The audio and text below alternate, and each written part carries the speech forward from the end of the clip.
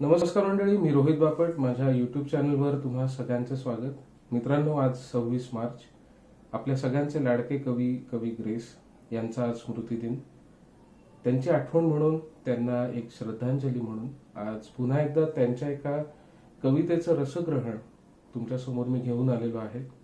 कवितेचं नाव आहे संध्या देवीची बाहुली. कवी ग्रेस यांच्या सांध्य पर्वातील वैष्णवी या काव्यसंग्रहातील ही कविता आहे.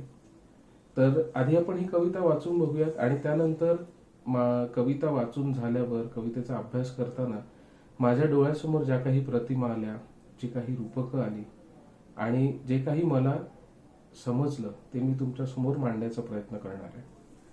आधी आपण कविता बघूया. संध्या देवीची बाहुली. अर्धी फोडणी टाकून आता मालन येईल, अर्धी फोडणी टाकून आता मालन येईल, लख करपला वास 10 तोंडाने बोलेल. केस विस्कटले तरी शिळ्या फुलांचा आधार, केस विस्कटले तरी शिळ्या फुलांचा आधार, संध्या लपून सारे तिचे उघडेल दार. कोण नाकारतो बाई खुशी पारध्याचे धन, कोण नाकारतो बाई खुशी पारध्याचे धन, बाण झेलण्याच्या आधी पक्षी होतोच शालीन.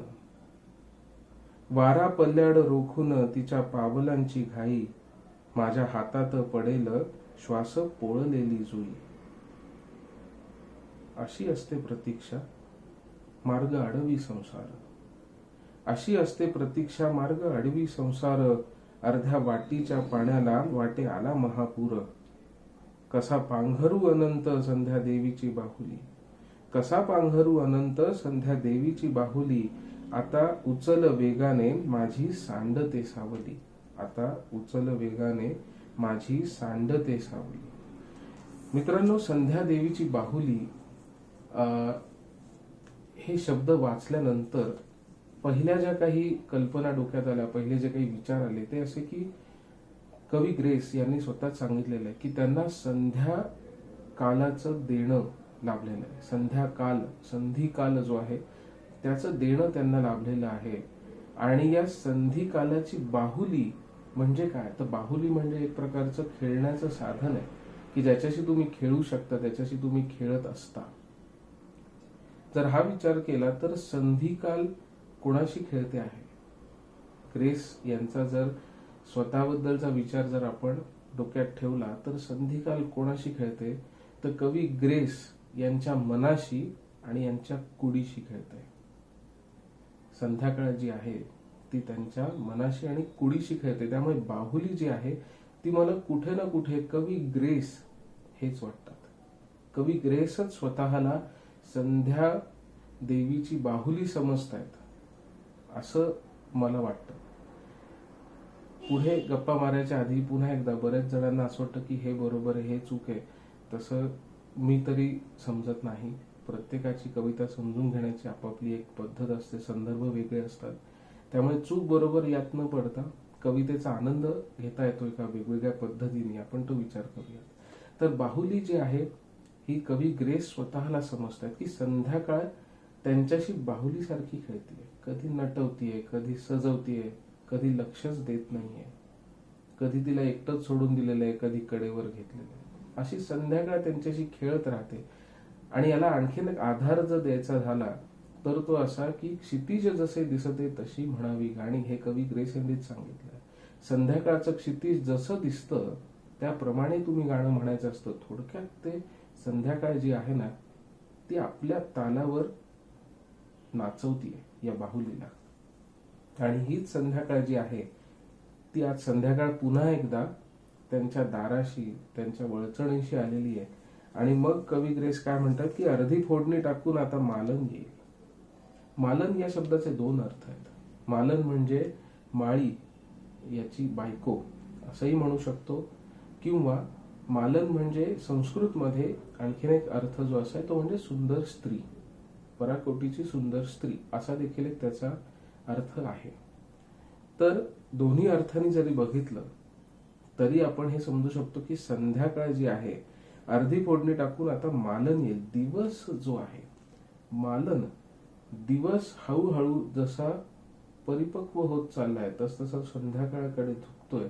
आणि संध्याकाळ जी आहे ती संध्याकाळ एखाद्या सुंदर स्त्रीप्रमाणे, एखाद्या आकर्षित करून घेणाऱ्या स्त्रीप्रमाणे त्यांच्यापाशी येते आहे, त्यांना दिसते आहे, पण ती अर्धी फोडणी टाकून येते.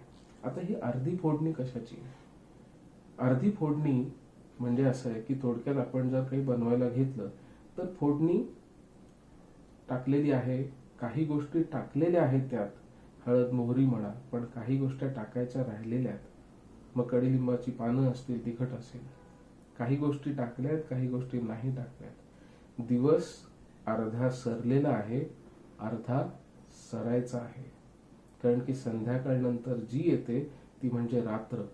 पुढचा सूर्योदय होईपर्यंत रात्रच असणार आहे. आणि ती अर्धी फोडणी, अर्धी दिवसाभराची फोडणी जी काय होती ती टाकून झाली. जे काही भोगायचं होतं दिवसभर ते भोगून झालं. आता उरलेलं जे काही वेळ आहे उरलेला तो आता भोगायचा राहिलाय, पण अर्धी फोडणी टाकून ती आता आलेली आहे. अर्धी फोडणी टाकून आता मालन येईल. आता ती येईल, त्यांच्या इथे आलेली दिसतीये समोर, आता ती येईल त्यांच्या इथे. लख करपला वास 10 तोंडाने बोलेल. 10 तोंडाने बोलेल म्हणजे काय? एका अर्थी 10 तोंडांनी बोलणं याचा जो सोपा अर्थ आहे, जो वापरला जातो सगळीकडे, तो म्हणजे वाच्यता करणं, बोभाटा करणं. तर तो जो बोभाटा जो आहे की कलकल करत येणं, चिडचिड करत येणं, सतत बोलत राहणं. बरेचदा होतं काय, एखादी व्यक्ती जर वैतागलेली असेल ना तर ती सतत बोलत राहते. मग ते 10 तोंडांनी बोलत राहते, वेगवेगळ्या दिशा कोनांनी ती त्या घटनेचा उल्लेख करत असते आणि कधी कधी तुमच्याबद्दल वाच्यता देखील करत असते. लख करपला वास 10 तोंडांनी बोले. दिवसभर जे काही करपलेलं आहे, दिवसभर जे काही भोगून झालेलं आहे ना, ते सगळं घेऊन तुमच्या डोळ्यासमोर आणून ठेवेल. ते स्वतः 10 तोंडांनी, जिथे तुम्ही बघाल तिथे तुम्हाला ते करपलेला वासच दिसेल. तिथे ते 10 तोंडांनी ती संध्याकाळ, कारण की तुमच्या समोर बोलायला तिने आता सुरुवात केलेली आणि आता ती बोलणार तुमच्या समोर. ते सगळं काही तुमच्या डोळ्यासमोरून एक एक करत येणार आणि जाणार. तुम्हाला आठवण करून देणार दिवसभर काय घडलंय. केस विस्कटले तरी शिळ्या फुलांचा आधार. आता मगाचा जो शब्द होता मालन, त्याचा संबंध मगाशी मी म्हणाल तसं की सुंदर स्त्री हा पण होतो आणि माळीची बायको असाही होतो. आता इथे जेव्हा आपण म्हणतो की केस विस्कटले तरी शिळ्या फुलांचा आधार, जिथे फुलांचा संदर्भ आला तिथे आपल्याला मालन म्हणजे माळीची बायको असंच घ्यायला हरकत नाहीये. आता माळी म्हणजे तरी काय? माळी म्हणजे जो फुलांची बाग फुलवतो. आणि बाग फुलवणे हे जवळपास तुमचं आयुष्य समृद्ध करणे याच्यासारखंच आहे. आणि ही मालन त्याला मदत करत असते.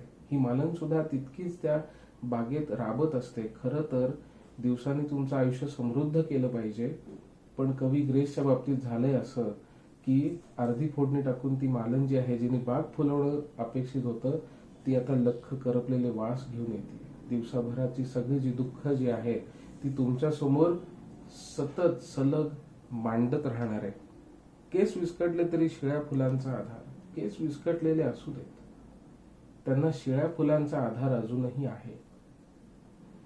तुम्हाला जर तुम्ही जर कधी बघितलं असेल तर असं की गजऱ्यातली फुलं जरी शिळी झाली ना तरी त्याच्यातला काही ना काही थोडा वास येत असतो.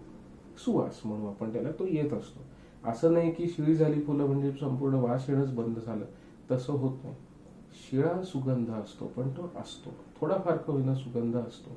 दिवसाभरामध्ये सगळं काही भोगून झाल्यावर ती फुलं जी सकाळी माळलेली होती केसांमध्ये, संपूर्ण केसांचं छान आवरून सावरून त्याच्यावर गजरा ताज्या फुलांचा तो माळलेला होता. पण आता दिवस जसा मावळतीला येतोय तस तसं कष्ट करून करून तिचे देखील केस विस्कटलेले आहेत आणि केसांमध्ये जी काही फुलं माळलेली होती, गजरा म्हणा फुलं म्हणा, ती आता शिळ झालेली आहेत. एक गमतीचा भाग म्हणून सहज सुचलं म्हणून आरती प्रभू यांची देखील एक कविता आहे की त्याच्यामध्ये ते म्हणतात की समईच्या शुभ्र कळ्या ज्या आहेत त्या दिवसा सकाळी माळलेल्या होत्या आणि आता संध्याकाळ आली तशी गजऱ्यात माळलेली फुलं जी आहेत ना ती आता हळूहळू सुकून गेलेली आहेत, ती आता मलूल होऊन गेलेली आहे. मग या संदर्भाचे इतरही उल्लेख इतर मोठमोठ्या कवींच्या लेखनामध्ये आलेले जाता जाता सहज मला आठवलं म्हणून सांगितलं. तीही एक अप्रतिम कविता आहे, समईच्या शुभ्र कळ्या. कधीतरी जरूर वाचा, आपण त्याच्यावर कधीतरी नक्की बोलूयात. तर दिवसा कधीतरी, सकाळी कधीतरी ताजी फुलं जी मांडली होती केसामध्ये ती आता दिवसामध्ये सगळं काही भोगून कष्ट सोसून वगैरे केसही विस्कटलेत आणि त्या केसांना क्षीण झालेला आधार आहे. त्या गजऱ्याचा कधी कधी असं होतं की एखादी स्त्री इतकी कष्ट घेते दिवसभर की तो गजरा अगदी थोडक्यात चक्क खरं सांगायचं तर लोंबकळत असतो केसांना. आणि आपल्याला कधी कधी असं वाटतं की विस्कटलेल्या केसांना या गजऱ्याचा आधार आहे का काय, कारण की तो गजरा जर निघून गेला तर कदाचित केस विस्फारले जातील. केस विस्कटले तरी शिळ्या फुलांचा आधार, संध्या लपवून सारे तिचे उघडेल दार. संध्या लपवून सारे, संध्या लपवतीये. काय लपवतीये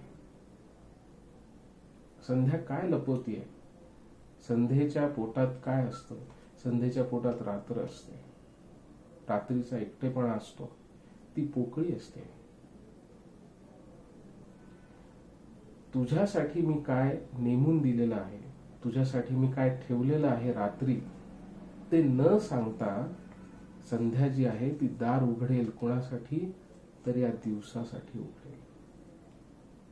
ती जी संध्याकाळी दमून भागून आलेली मालन आहे जगण्याची, आयुष्याची, तिच्यासाठी आता ती दार उघडेल की बाई आता तू दिवसभर खूप कष्ट केले, आता ये, आता मी तुझ्यासाठी दार उघडते आणि आता तू आतमध्ये ये. संध्या कालात त्याच्यामध्ये प्रवेश कर. त्या क्षेत्रामध्ये, त्या संध्याकालीन जो काही कालखंड आहे त्याच्यामध्ये आता तू हळूहळू प्रवेश कर. तिने दार उघडले, संध्याकाळाने आपले दार उघडलेले आहेत. अर्थातच तिच्या गर्भामध्ये रात्र आहे, आता दिवस कलू लागलेला आहे. दार उघडणं जे आहे संधिकालाचं, ते वाचत असताना आणखीन एक जी प्रतिमा डोळ्यासमोर आली ती अशी की नुकतंच सूर्य जो आहे ना तो क्षितिजाच्या नुकताच मागे जायला सुरुवात झालेली आहे. संधिकाल जो आहे तो हाच की नुकता सूर्य जो आहे तो आता कलायला लागलेला आहे आणि थोड्याच वेळाने तो पूर्णपणे अस्त होणार.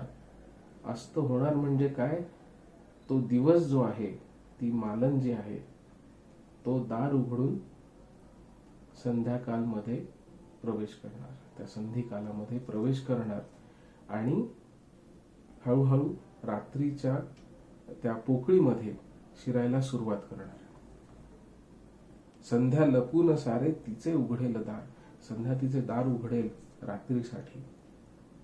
कोण नाकारतो बाई खुशी पारध्याचे धन. आता गंमत बघा, कोण नाकारतो बाई खुशी पारध्याचे धन. पारधी जो आहे त्याचं काम आहे शिकार करणं आणि त्याला जी शिकार मिळालेली आहे तो काय असं तसाच रस्त्यावर टाकून देईल?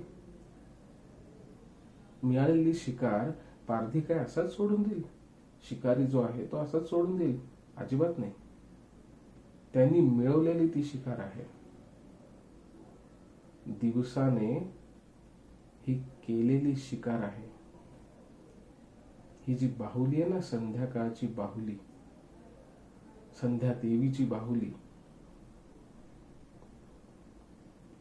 तिची कुठे ना कुठे या पारध्याने, पारधी मी काल या अर्थाने बघतो, वेळ ज्याला म्हणतो ना आपण की काल जो आहे, काळ किंवा वेळ, याला मी पारधी असं समजतो. कारण की काळ जो असतो ना तो बरोबर तुमची शिकार करतो.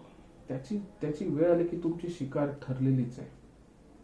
तो पारधी जो आहे ना, तो काळ जो आहे ना, तो तुमची शिकार करतोच. आणि जर तसं असेल तर ही संध्याकाळ जी आहे तिला तर ऐकतच जर बाहुली तशी मिळालेली असेल तर ती का सोडेल? कोण नाकारतो बाई खुशी पारद्याचे धन. आता गंमत अशी आहे की बाण झेलण्याच्या आधी पक्षी होतोच शालीन. जेव्हा समोर तुम्हाला दिसतंय की आता आपला अंत आलेला आहे, जेव्हा समोर तुम्हाला आपला मृत्यू दिसतोय, तेव्हा आपोआपच माणसं शालीन होतात. आपोआपच माणसांना शहाणपण सुचायला लागतं, कारण की आता आयुष्य संपत आलेलं आहे. तसं या दिवसाचं आयुष्य जे आहे ते देखील संपत आलेलं आहे. ती बाहुली जी आहे तिचं देखील जे काही आयुष्य असायला हवं दिवसाचं, त्या दिवसाचं जे काही आयुष्य आहे ते संपत आलेलं आहे. आणि आता संध्या देवी जी आहे ती त्या बाहुलीवरती स्वार होणार आहे, तिची स्वामिनी होणार आहे. कोण नाकारतो मग? अशी आयती जर बाहुली चालत आली त्या संध्या देवीकडे, ती का नाकारली? आणि ती बाहुली सुद्धा अशी की बाण झेलण्याच्या आधी पक्षी होतोच शालीन. आता हा दिवस जो आहे तो आता जाणार आहे. रात्री पुरता का होईना पण त्याचा मृत्यू होणार आहे. आणि तो समोर दिसत असताना ती संध्याकाळ जी आहे ना, त्यावेळी कुडी जी आहे, आपल्या शरीराची जी कुडी जी आहे, तिला दिसतंय की आता रात्रीत आपल्याला शिरावं लागणार आहे. दिवस जो आहे त्याचा मृत्यू जवळ आलेला आहे. आता रात्रीच्या पोकळीत जायची वेळ आली. ती बाहुली आपोआप शालीन होत जाते. पक्षीला दिसतोय तो बाण येतोय आपल्याकडे, आणि इथपर्यंत बाण आलेला आहे, तुम्ही काहीच करू शकत नाही. त्यावेळी तुम्ही काय करणार? काही नाही, फक्त शालीन होऊ शकता. बाण झेलण्याच्या आधी पक्षी होतोच शालीन. याच्यामध्ये मला आणखीन एक संदर्भ जो सुचतो तो कृष्णाचा आहे. कारण की पारधी, बाण आणि पक्षी हे संदर्भ जेव्हा मी विचारात घेतो तेव्हा कृष्ण आठवल्याशिवाय राहत नाही. कारण की कृष्णाचा देखील मृत्यू जो झाला तो एका शिकाऱ्याच्या हातूनच झाला. त्यांनीच तो बाण मारलेला होता.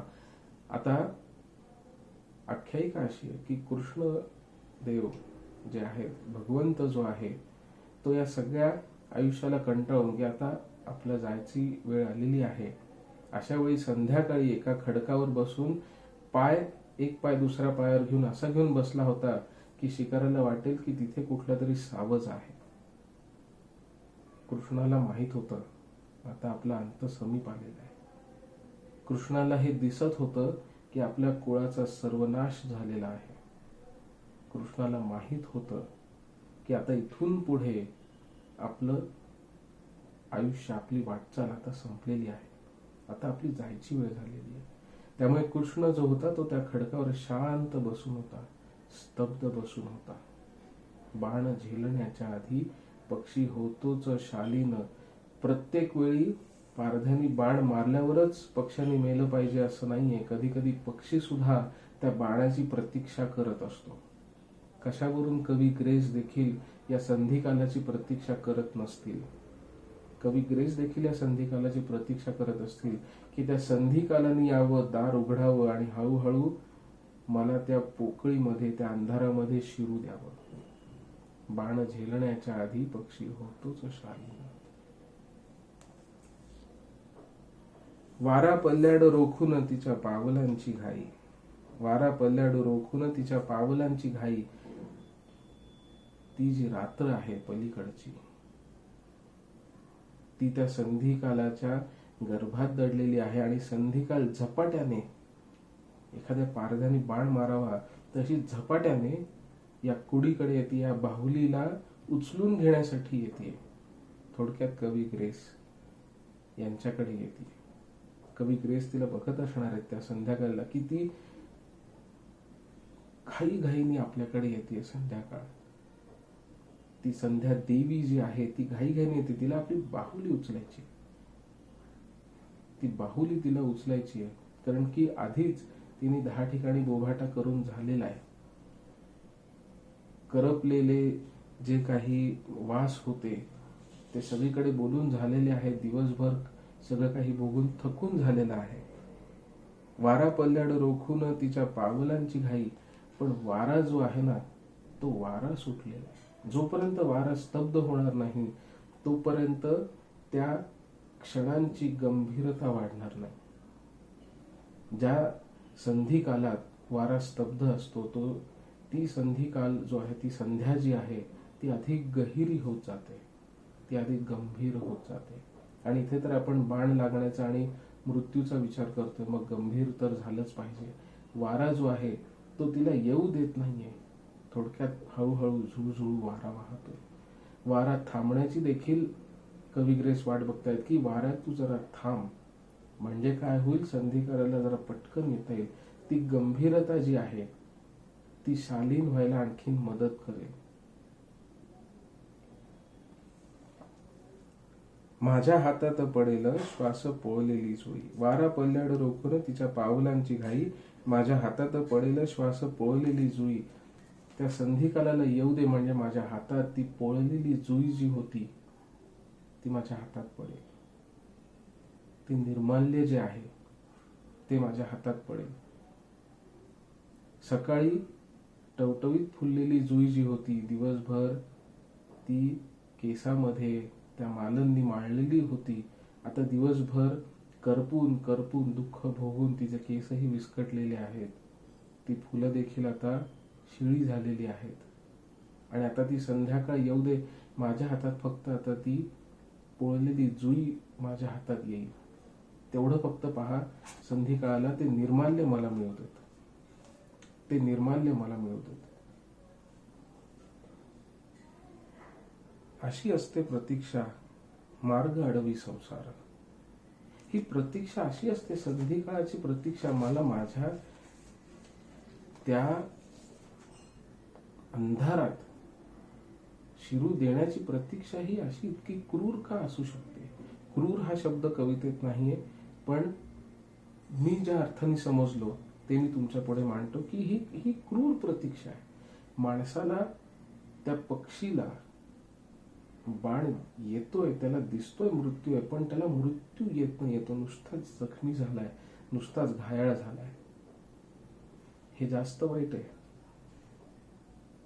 ना तुम्ही जगत आहात, ना तुम्ही मरत आहात, मृत्यूही येत नाही आणि जगताही येत नाही. ही प्रतीक्षा फार वाईट असते.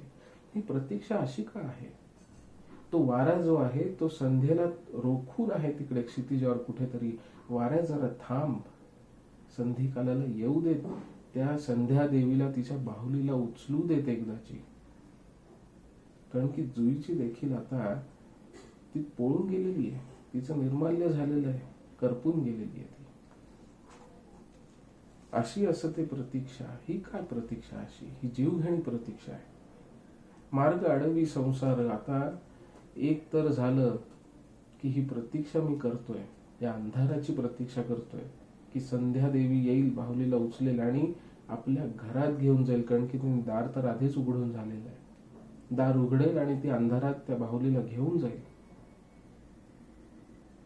अशी का प्रतीक्षा करायला लागते मला? पण आता गंमत अशी की मार्ग अडवी संसार. शेवटी आपण माणूस आहोत, षड्रिपूंनी वेढलेली आपण माणसं आहोत. कितीही काही झालं तरी मोह जो आहे तो सोडवत नाही. मोह सोडवत नाही. दयाघना तो मोह सोडवत नाही. संसार जो आहे तो मार्ग अडवतोय, जाऊ देत नाहीये, मृत्यूला कवटाळू देत नाहीये. गमतीच्या भागात गमतीने थोडं सांगायचं झालं तर पिंडाला कावळा शिवत नाहीये. कुठे ना कुठे जीव अडकून राहिला या संसारात. त्यामुळे मी आणखीन अडकण्याच्या आधी हे संध्या देवी, तुझी बाहुली उचलून ने, मला उचलून ने. हा दिवस जो आहे त्याचा मृत्यू आता येऊ देत, किंवा त्याला त्या अंधारात कुठेतरी लुप्त करून टाक. ही प्रतीक्षा नको करायला लावू. संसार माझा मार्ग अडवतोय. खरं तर या संसारांनीच मला दुःख दिलेलं आहे, पण तरीही तो माझा मार्ग अडवतोय. मला या संसारात आता अडकू देऊ नकोस. ही प्रतीक्षा मला करायला लावू नकोस. ही जीवघाणी प्रतीक्षा आहे. अशी असते प्रतीक्षा. मार्ग अडवी संसार. अर्ध्या वाटीच्या पाण्याला वाटे आला महापूर. हा संसार जो आहे तो शेवटी खोटा आहे, माया आहे ही सगळी. हे सगळं काही खोटं आहे हे सगळ्यांना माहिती असतं. अर्ध्या वाटीला वाटावं की माझ्यात जे काही पाणी आहे त्याने महापूर आलेला आहे. असं कधी होईल का? असं कधी होईल का? याला तर म्हणतात अहंता.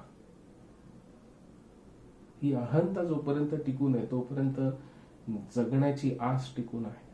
जोपर्यंत जगण्याची आस टिकून आहे तोपर्यंत संसार जो आहे तो मार्ग अडवत राहणार. हे माणूसपण जे आहे ते मार्ग अडवत राहणार. आणि ही प्रतीक्षा आता नकोय. ही प्रतीक्षा आता नकोय. हा बोभाटा नकोय. फोडणी अर्धी टाकलेली आहे, तिला पूर्ण करू देत एकदाची. अर्ध्यावर टाकून आलेली आहे फोडणी ती. तिला पूर्ण सगळं काही करू देत. तिला जे काही करायचंय ते. त्या संध्या देवीला बाहुली घेऊन जाऊ देत. अर्ध्या वाटीच्या पाण्याला वाटे आला महापूर. स्वतःची बढाई. माणसाने स्वतःची बढाई तरी किती करावी. अर्ध्या वाटीचा जीव. जगाचा विचार केला तर आपला असा कितीसा जीव. आपलं इंग्रजीत सांगायचं तर काय किती असं कॉन्ट्रीब्युशन आहे. आपण अणु रेणू इतके पण नाही विश्वाचा विचार केला तर.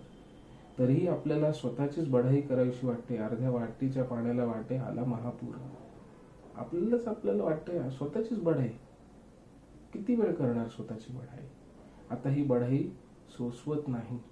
आपणच स्वतःची तारीफ करून घ्यायचं. हा कितपत शहाणपण आहे. आणि दिवस मी असा घालवला, दिवस तसा घालवला. स्वतःची पाठ थोपटायची. किती दिवस पाठ थोपटणार. किती वेळ पाठ थोपटणार. अशी असते प्रतीक्षा मार्ग अडवी संसार. अर्ध्या वाटीच्या पाण्याला वाटे आला महापूर. अर्ध्या वाटीच्या पाण्याला वाटतं की महापूर आलाय. शेवटी कसं असतं, तुमचा दृष्टिकोन ज्या पद्धतीने आहे त्या पद्धतीने तुम्हाला दिसतं. थेंबर पाणी आपल्यासाठी थेंबर असेल पण मुंगीसाठी ते घागरभर असतं. तशीच ती वाटी जी आहे त्या वाटीला असं वाटू शकतं की मी अर्धी भरलेली आहे, पण आपल्या दृष्टीने केवढंसं पाणी येते. पण वास्तव शेवटी बदलत नाही ना. वास्तव बदलत नाही. महापूर जो आहे तो शेवटी महापूरच असतो. अर्ध्या वाटीच्या पाण्याला जर असं वाटत असेल की मी हे जर पाणी सांडलं तर महापूर येईल, तर ही त्याची चूक आहे. त्या वाटून घेणाऱ्याची ही चूक आहे. कसा पांघरू अनंत संध्या देवीची बाहुली. संध्या देवीची आता या वाक्याचं देखील या पंक्तीचं देखील एक दोन सूक्ष्म फरकांनी वेगवेगळे अर्थ आपण समजून घेऊ शकतो. त्यासाठी कसा पांघरू अनंत संध्या देवीची बाहुली. सरळसोट जो अर्थ आहे तो असा देखील आपण म्हणू शकतो की कसा पांघरू अनंत. अनंत म्हणजे ते आभाळ. ती अंधाराची अंधार जो आहे, अंधाराने व्यापलेलं जे आभाळ आहे ते अनंतत आहे. पोकळी अनंत असते. तो अंधार जो आहे थोडक्यात मृत्यू देखील आहे. पोकळी, मृत्यू, अंधार, विरह आणि एकटेपणा, एकांत या अर्थाने देखील आपण बघू शकतो बरं का. या अंधाराकडे आणि पोकळीकडे रात्रीचा तुमच्यापाशी येणारा एकांत, तो एकटेपणा. कसा पांघरू अनंत संध्या देवीची बाहुली. कसा पांघरू अनंत. मी कसं काय हे करू. मार्ग अडवी संसार. त्या अर्ध्या वाटीच्या पाण्याला वाटते की महापूर आलेला आहे. या सगळ्या भावनांनी युक्त ते मी जो आहे, ही जी कुडी आहे, त्याला अंधार मी कसा पांघरून घेऊ. कवी ग्रेस फार गमतीशीर गोष्ट सांगतात की अंधारावर पेंढाऱ्यासारखा प्रकाश लादण्यापेक्षा त्याच्यात हलक्याने शिरायचा प्रयत्न करा. तसंच कुठेतरी मला हे जाणवतं की कसा पांघरू अनंत. या अंधारात मला शिरायचंय. त्या पोकळीत मला शिरायचंय. दार उघडलेलं आहे संध्याकाळाने, मला आज शिरायचंय. तर मी कसा शिरू. जर या सगळ्या संकल्पना ज्या आहेत जोपर्यंत तुटत नाही तोपर्यंत मी कसा शिरणार. संसार जो आहे तो माझा मार्ग अडवतोय. कसा पांघरू अनंत संध्या देवीची बाहुली. कसा पांघरू अनंत. त्या संध्या देवीच्या बाहुलीला ते विचारतायत. आता ही जी बाहुली जी आहे ना, ही फार गमतीशीर बाहुली. मगाशी जसं म्हणलं की कुडी जी आहे तिला देखील आपण बाहुली समजू शकतो. त्याच्यानंतर कवी देखील स्वतःला त्या संध्या देवीची बाहुली असल्यासारखंच समजू शकतात. हे स्वतःला केलेली विचारणा आहे की या सगळ्या परिस्थितीमध्ये तू कसा काय त्या अंधारात जाणार आहेस, कसा पांघरू अनंत, तो अनंत पांघरणार कसा, त्या अंधारामध्ये शिरणार कसा मी, त्या अनंत पोकळीमध्ये मी शिरणार कसा. संध्याकाळ तर आली आहे दाराशी, तिने दार तर उघडून झालेलं आहे आणि जर मी गेलो नाही तर ती आणखीन 10 तोंडांनी तो जो करपलेला वास आहे ना तो सगळीकडे बोलून दाखवेल. अर्धी फोडणी टाकलेली आहे, पुढचं कधी करणार. काही जरी झालं तरी जे काही बनवतोय ती फोडणी तर पूर्ण करावीच लागणार, तो दिवस तर संपवावाच लागणार. कसा संपवणार. कसा पांघरू अनंत संध्या देवीची बाहुली, आता उचल वेगाने माझी सांडते सावली. आता उचल वेगाने माझी सांडते सावली.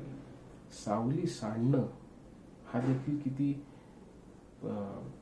हे किती विलक्षण वाक्य, ही प्रतिमा देखील किती विलक्षण आहे की वास्तविक जर आपण बघितलं की जसजशी संध्याकाळ रात्रीच्या दिशेने झुकू लागते तसं सावल्या ज्या आहेत ना त्या लांब लांब लांब पसरत जातात.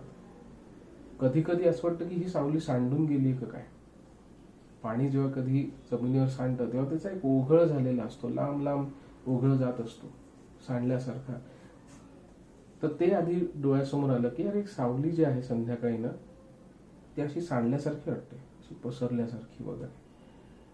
आणि दुसरा जो अर्थ आहे जो मराठीमध्ये संतांनी खूप वेळा वापरलेला आहे, सांडणे म्हणजे सोडून देणे किंवा पाडून टाकणे, त्याचा त्याग करणे. इथे आता कवी ग्रेस म्हणतायत की मला आता इतका कंटाळा आलेला आहे की मी आता सावली देखील सोडून देणार आहे माझी. आता सोडून देणार आहे म्हणजे काय होणार आहे तर अंधारामध्ये ती सावली विलीन होणार आहे. अंधार जेव्हा पडतो तेव्हा सावलीला स्वतःचं अस्तित्वच राहत नाही. आता हळूहळू तो अंधार देखील येऊ लागलेला आहे, तो माझ्याकडे येऊ लागलेला आहे, पण मला त्याला स्वीकारण्याची शक्ती दे. कसा अनंत कसा पांघरू, असं कवी ग्रेस म्हणतात की रात्र येते मान्य आहे, पण आता मी माझ्या बाजूने प्रयत्न करतो, माझी सावली ती पटापट सोडून देतो, त्याचा त्याग करून टाकतो. मीच आता त्या अंधाराकडे चालायला लागतो. मीच त्या संध्या देवीची बाहुली होतो, तिच्या हाताचं खेळणं होतो, जेणेकरून ती हलकेच मला उचलेल, तिच्या घरी घेऊन जाईल. दार उघडलेलं आहेच. ती मला संध्या देवी मला तिची बाहुली बनवेल, मला उचलेल, मला कडेवर घेईल, माझे लाड करेल आणि हळूहळू हळूहळू हळूहळू त्या अंधारामध्ये मला घेऊन जाईल आणि त्या अंधारामध्ये मी हळूहळू शिरेन. तर मित्र हो, ग्रेस यांच्या भाषेतच सांगायचं झालं पुन्हा एकदा तर हे होतं माझं रंगधून असं रसग्रहण. कविता इतकी गूढ आहे, गूढार्थ देखील इतके आहेत त्याच्यामध्ये की प्रत्येकाला वेगवेगळ्या प्रतिमा दिसू शकतात. मला जे चित्र दिसलं या कवितेमधून, चित्र कविता एका अर्थी जे चित्र दिसलं ते असं की समोर क्षितिजावरती सूर्य कलत चाललेला आहे. दिवसभराचं जे काही भोगलेलं आहे, जे शरीराने मनाने जे काही भोगलेलं आहे ते घेऊन हाडामासाचा षड्रिपूंनी वेढलेला माणूस जो आहे तो त्या क्षितिजाच्या समोर उभा आहे, क्षितिजाकडे बघतो आहे. हळूहळू संधी काल जवळ येत आहे, आता अंधार पडणार. पण अंधार पडताना देखील कुठे ना कुठे असं वाटतंय की संसार जो आहे तो तुम्हाला धरून ठेवतोय.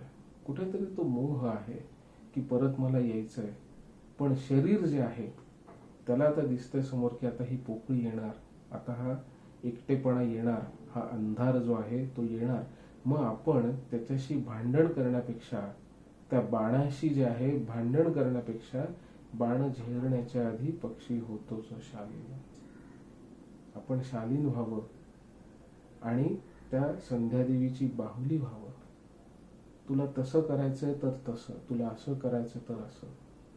तुला जसं खेळवायचं तसं खेळव, मी तुझ्याशी भांडण करणार नाही. कारण की आता मी शालीन झालेलो आहे.